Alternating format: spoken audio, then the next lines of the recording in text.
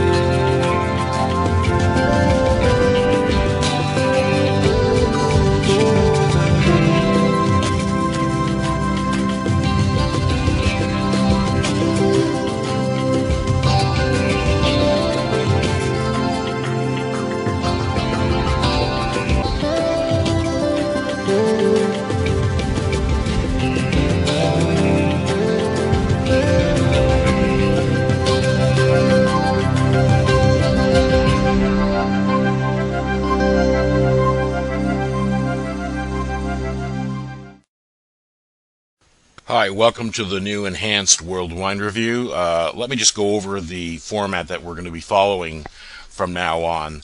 The program will consist of two wines that will be reviewed. They could be a red and a white, two reds or two whites, could be from the same winery, could be from two different wineries in the same region, or two different wineries from two different regions, depending on what I choose to review. Before the wine is reviewed, I will give information on the winery itself or the wine region where possible. The review format will be based on WSAT Level 3. I will try to stick to it as close as possible. There may come times, for whatever reason, I may deviate. If I do, I'll let you know so that you're aware I'm doing it. Between each review, I will try to provide a feature that will be hopefully educational, either on factors of production of wine, or it might consist of a video tour of a Canadian winery in Ontario that I've visited, depending on what we do. After both evaluations, I will give my opinions on these wines. They may differ from the formal evaluation, and I will explain why it differs and give a context in which I'm giving my comments. Let's proceed with the program. I didn't find too much on the winery itself, so I'll concentrate on the country of Serbia for winemaking. There are nearly 70,000 hectares of vineyards in Serbia, and it produces about 425 tons of grapes annually. The majority of these wines are produced for local consumption by local wineries. The industry has shown significant growth. There are now two fairs in Belgrade. One is held annually since 2004, and it's an international festival, along with another international wine festival that's held at the Belgrade General Fair, and it's called Bio Wine Fair.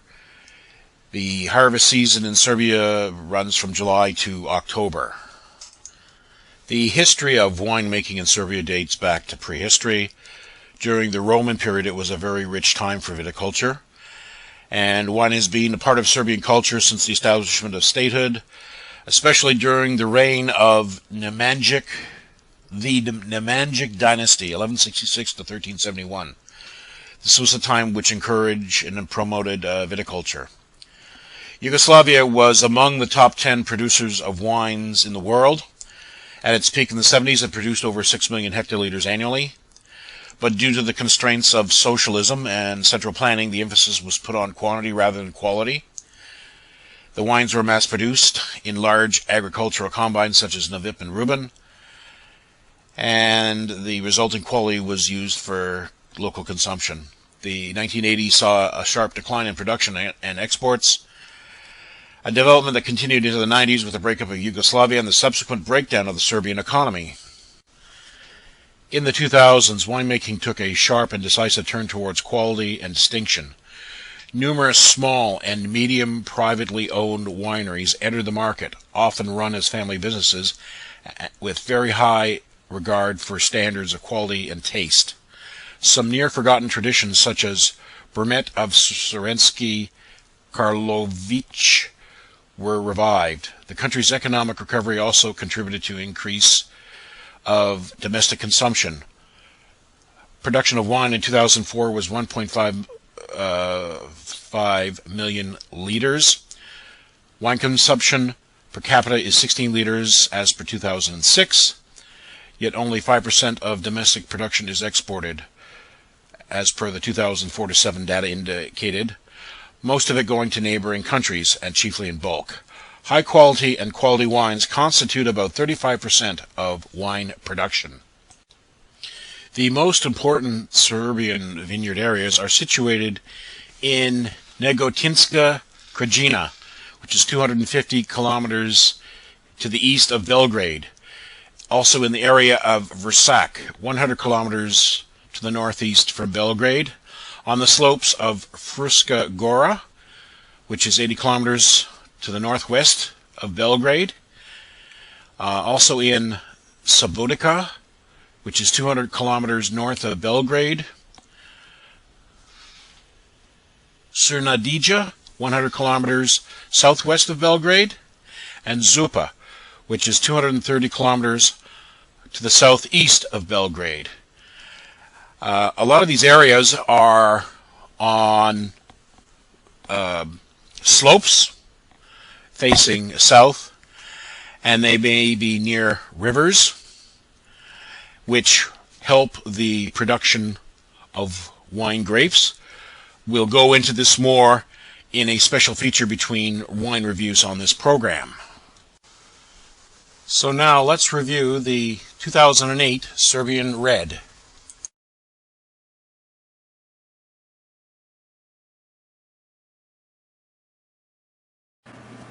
Okay, let's pour some of the red.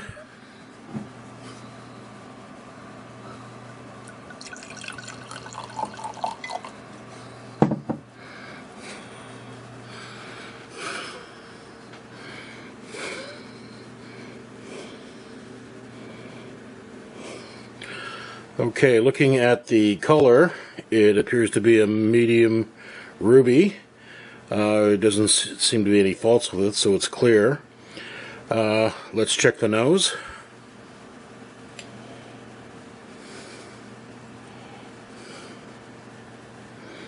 Okay, there's no flaws with it.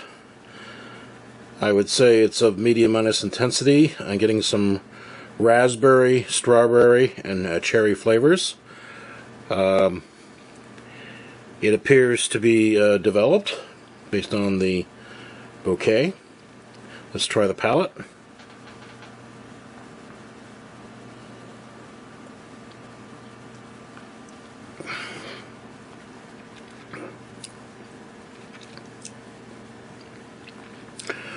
Okay, it's dry with medium acidity, low tannins.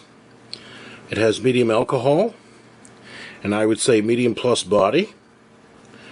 The flavor is medium plus. I'm getting the same as I did on the bouquet. I'm getting raspberry, cherry, and strawberry. It has a medium finish.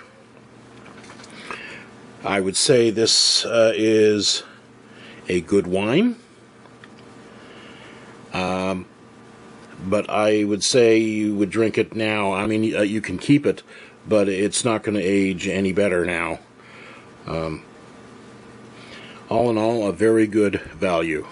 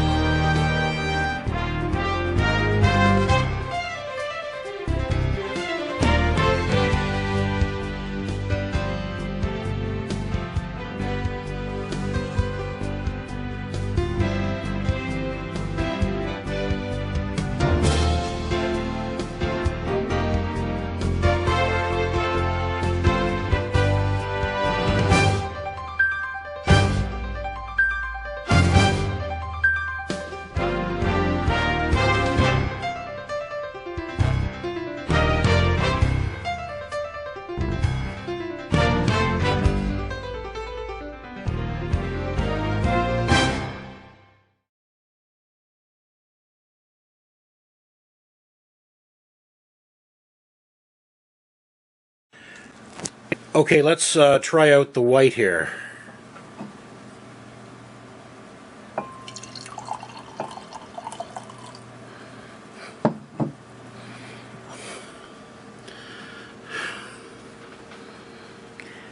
Okay, when you take a visual look at it, it is a deep lemon color.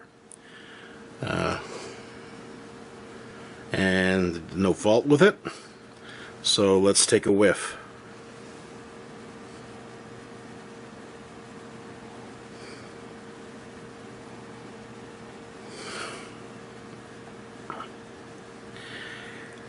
Okay, well, I get some perfume out of it, and I get some lime, nectarine, and melon. There's a tropical aspect to this that I very much like. There's no problem with the bouquet. It's clean. It's medium intensity.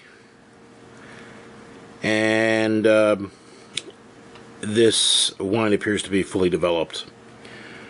Let's take a taste and see what comes up.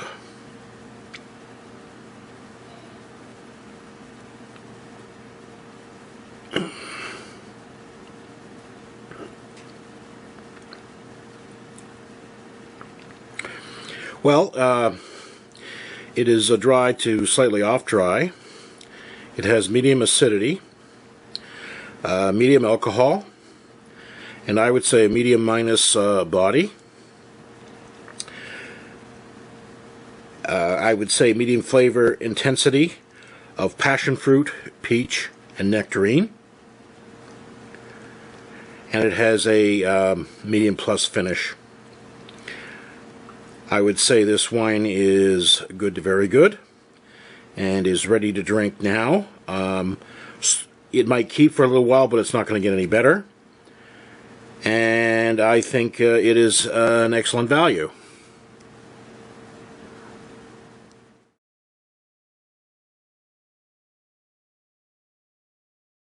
I need to clarify something on the evaluation I did for the red.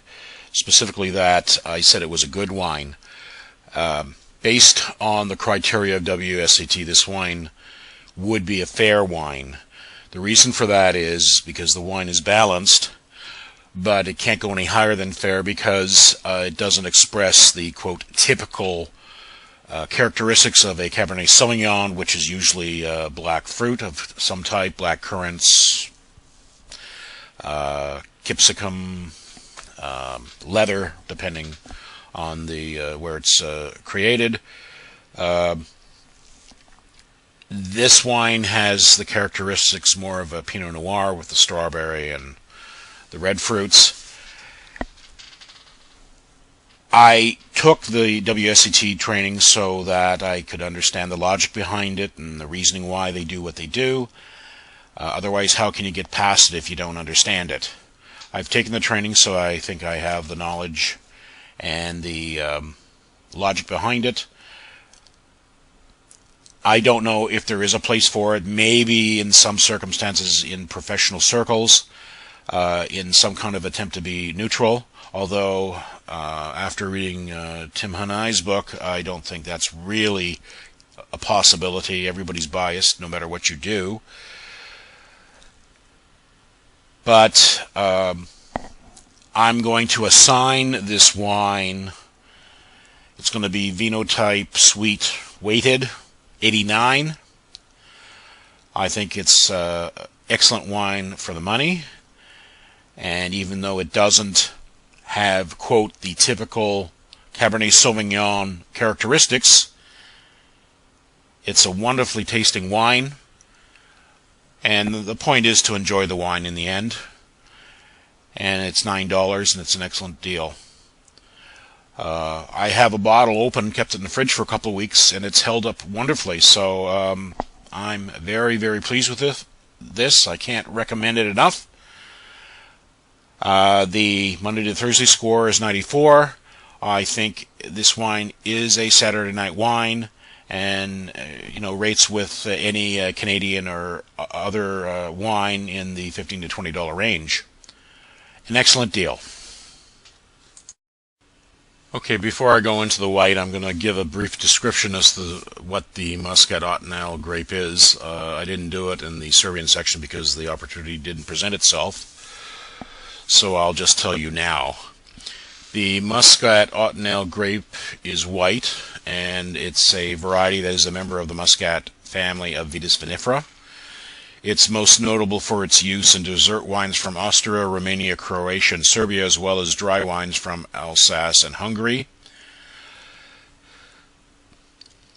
First cultivated in Alsace by Loire grower Moreau Robert in 1852, Muscat Ottonel is believed to be a cross of Chasselas with Muscat de Saumur, which was originally given the name Muscat de Eisenstadt. The varietal used for this wine is not commonly used in Western wineries. It tends to be more used in Eastern Europe. Thus, we're looking at Serbia. I think the wine is an excellent value for $9 and compares very well with wines that are in the $15 to $20 range. I'm thinking more in lines of Riesling. I'm going to give it a Vinotype weighted sweet taster score of 89, the same as the red. Thus, the Monday to Thursday score is 94. I think it's definitely a Saturday night special wine you can have on a budget, and I hope that you'll consider trying it. So that's it for this new version of World Wine Review. I don't think it's perfect, but it's a starting point from which we'll attempt to get better. It's been a long time. The last year I've been busy with work and other things, and now that my time is freed up, I'm hoping that it won't be a year before I get the next one done. In fact, I can almost guarantee it's going to be a lot sooner. So until then, take care.